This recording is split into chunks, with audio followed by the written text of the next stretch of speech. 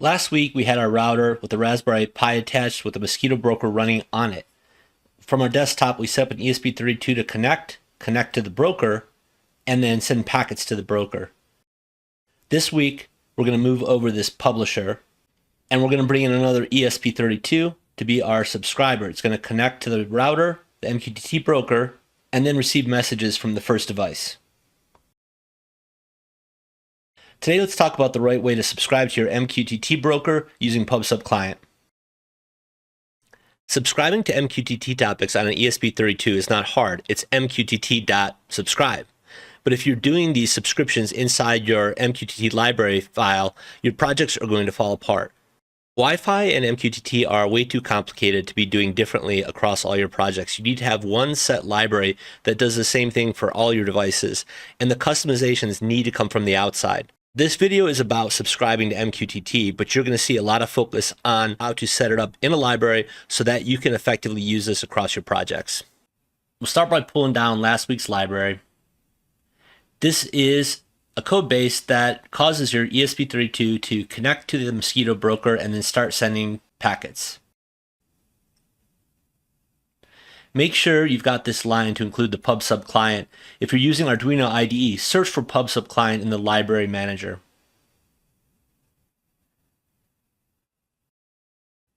You see in main that we are looking for a credentials.h, but we only have a credentials template. This is as simple as just changing the name so that main can find the credentials you enter here. I'm going to enter them off the screen. The MQTT host is the IP address of your Pi. The MQTT port is the port of Mosquito, and then of course the Wi-Fi router settings are what we put into our SSID and password. I compile this, and the ESP32 connects and starts sending packets. These are fake temperatures. They're created randomly in the code. I use MQTT Explorer to confirm that these things are actually hitting the MQTT broker. And you see that same temperature data coming in, so we're there. I'm going to disconnect this device and put it out in Helena's garden for now. This will stay out here and start sending us those packets that we want to use for the next part. It's reconnected as you see, so that's good. Now I'm going to attach a second ESP32, my subscriber, to this same code base. I'm compiling into an error on purpose here. Watch what happens. Whenever you see your connection go haywire, that is usually because you have two different devices with the same client ID. Here you see in our library, we actually hard-coded our client ID. That is not a great habit. We just haven't gotten as far as setting this up to be self-customizing. For now, I will re-hard-code it to device 2. The way this library is set up is we got our main code, and then it was pulling in these three libraries, credentials, Wi-Fi, and MQTT, to set up a backbone connection. Then we have device-specific stuff that was happening that required a couple different libraries. It was named Scheduler in the first project, but I don't think that's the right name. I'm going to call it Device for this project. So give me a second while I rename everything, including the code inside the files. I'm also going to delete the part here where we are publishing MQTT messages. And above, we don't need that check interval or check timer because those belong to the publisher. So we've got an empty device library that I comment out. One other thing is in our Wi-Fi library and in our MQTT library, there's an echo boolean, and it defaults to false, and we were setting it to true in main. I just set those to true, so we're going to get logging without calling those functions. So you notice at top, we've got our three libraries coming in. We set up Wi-Fi, we set up MQTT, and then so long as Wi-Fi is connected, we maintain that MQTT connection. So this is code that does nothing but establish and maintain a connection and then hang out. So we could take this as a starting point to do our subscription. In maintain, that's where we're actually calling mqtt.connect. If we're successful, we log so and set some flags. Otherwise, we log the state and set a failure flag. This is where we want to subscribe. PubSubClient does not remember your subscriptions on reconnection, so you have to do it every time you connect. With that subscription set up, we have to tell PubSubClient what we want to do when a message does come in. Creating a message handler here, and notice the very specific format of the parameters coming in. The first parameter, the topic, is just a character pointer. That's easy enough. We can print that out for now. I drop this function, and then I have to call MQTT client.setCallback. This tells PubSubClient, call this function when a message comes in, which in this case will only happen when we get a temperature topic. With that set, I will compile. And you see, we are receiving a temperature topic. Those are the packets being published by the other ESP32. If I go to the actual PubSubClient Git repo, we've got some sample code, and I'm looking at how Nick O'Leary handles the next part, the byte payload. You see this payload coming in. The way he does it, he coerces the byte into a character. This is required for serial printing, but not for copying the data to a memory address. Instead of printing, I want to create a buffer, and we have the length of the payload, so we can use that to size our message buffer. This given array does not have a null terminator, so we have to create one. That's why you're given the length, because there's no null terminator to tell you when you're done with the payload. Now, rather than print, I'm just going to mem copy what we do have into our character buffer, which is now null terminated. With that, I can add some more serial prints and rearrange a little bit, leaving at the top our actual data transformation. We compile, and you see that we're getting our topic and payload rendered on the screen. The Hello World examples tend to cause you trouble because they allow you to think you're going to do all right if you have everything in one place.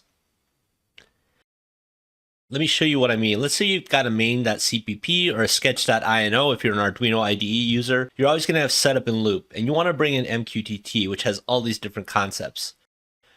So you start layering your code and you realize that main is getting out of control. So your next thought is, well, in the Arduino world, you got sketch.ino. We can create MQTT.ino and bring in all our concepts here.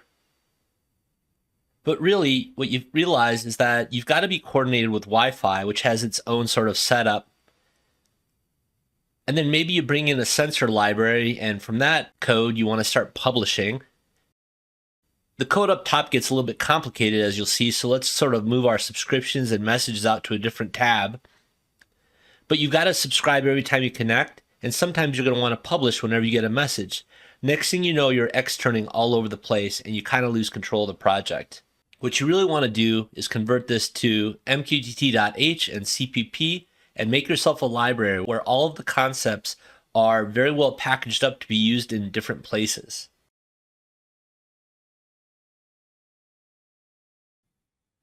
We're always going to want to connect, but subscribing is device specific. And the message handler we inject to our callback, that's always device specific. Wi-Fi, MQTT, and credentials, those are mainstays that give you a backbone connection. So that's standard code. That's okay to have in a library. But when you bring in sensors and need to coordinate that sensor data with MQTT, you now get into subscriptions and message handlers, which are device specific. Your library has to be able to handle both of these needs. So device specific does your subscriptions and message handlers. Main is just a quarterback of everything, and all of your libraries have to be completely uniform without any device specific code in them. Today, we're just focused on subscribing, so I'm going to take this out of our library. We've got to find some way to put it out in main for now. This is one of about 6 different ways you can do this. I'll set up a subscription list. It'll be an array of pointers. You see there our temperature. We'll also add a couple other things we may want. And down below, I want to call a function that doesn't exist yet. We're going to give it this list, but there are no null pointers in this array, so the system's not going to know when it's read all the values, so we're going to go ahead and provide that for now. I'll prototype that function in my library. It's got to take those 2 parameters. It's a double pointer. And the information we give, we're going to want to store for later use. So I'm going to create 2 new variables to store the parameters that are sent to that function. I'll set it to null and 0 to indicate there are no values. MQTT subscribe.cpp will create another module here to hold our subscription code. And this function is going to be very simple. It's going to take those parameters and then just store the values in those variables that we created. Well, we've got those for now, so what are we going to do with them? I'll draft a subscribe to all function. And it's saying if this subscription list has been given, we're going to want to loop through it. And we know when to stop because we were given a count, the sublist length. And for everything there, first I'll serial print it so that you can see we're subscribing. But then, importantly, we will MQTT client subscribe to that value. You notice we're calling on MQTT client instead of just MQTT. That's the actual PubSubClient working for us here inside our library. We've abstracted it away and we're hiding it from the outside code. We add subscribe to all to our header file, and where are we going to use it? Right where we began. We're going to want to subscribe to everything every time we connect. Let me add this semicolon here. That was a typo. And then we compile. And still, our library is receiving that data, but this time, the subscription information is not in the library at all. It's in main. Now, why are we doing all this work if we're going to clutter up main again? We don't have to. Remember, we had this other extra library available to hold device-specific code. We can move that over to device.cpp. And we can take our call to set the subscriptions as well. Now in main, when we call begin, that's going to set the subscriptions, and we should still have a working IoT device.